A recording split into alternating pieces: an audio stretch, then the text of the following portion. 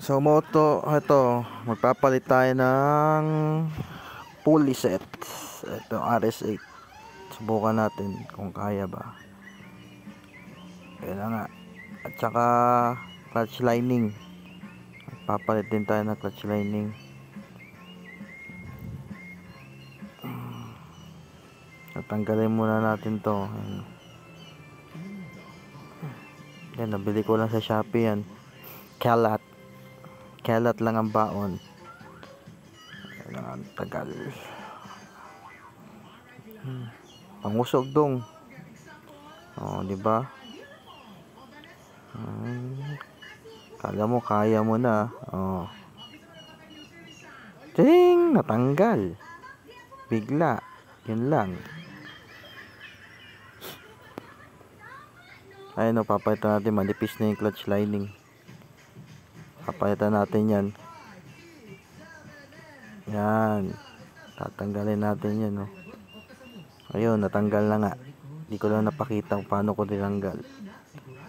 Yan, ibabalik na natin, ha. Oh, tignan nyo.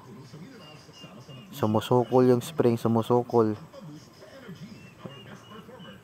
Yan, kailangan nating tapakan ba? Hindi. Yun lang. Kakamayin niya lang daw. Ayun na nga, kinamay na. Ayun. Pasok sa banga. Ayun na nga. Saglit lang yan, basta may power tools ka. Ayan, oh. Kinamay lang. Pasyon. Yan, ganyan lang. First time ko magkabit ng ganyan, ha. Magbaklas at magkabit. DIY daw ko, no. Achiche.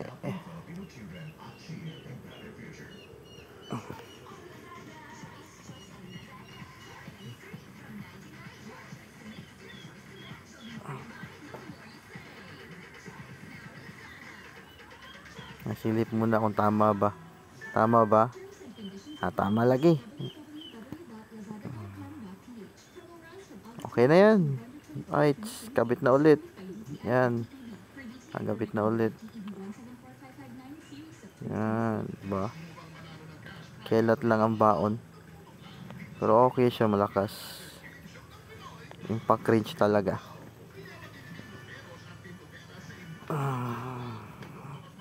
Pati sa gulong, sinubukan ko na rin yan. Okay naman siya gamitin. Radyog, true. Achiche. Ayan.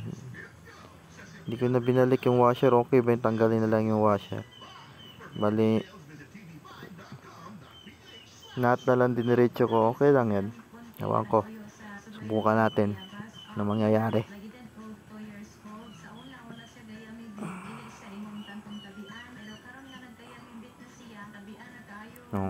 Tagal magpapasok. Ayun na. Pasok na. Ayun. Kala mo naman kaya mo. Gamitan mo ng power tools.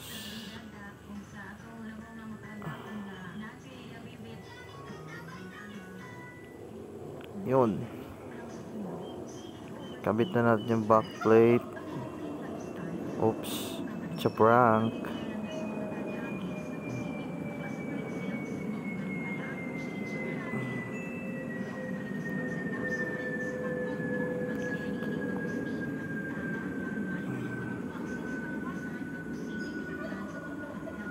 Lumaan na lang yung aeroplano.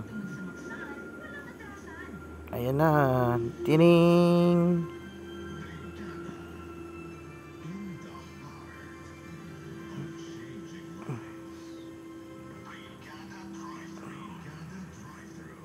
DIY. Ayan ko lang, dumi nga, oh. Kailangan ng paliguan. Ang lapok-lapok dito sa amin. Masyadong malapok.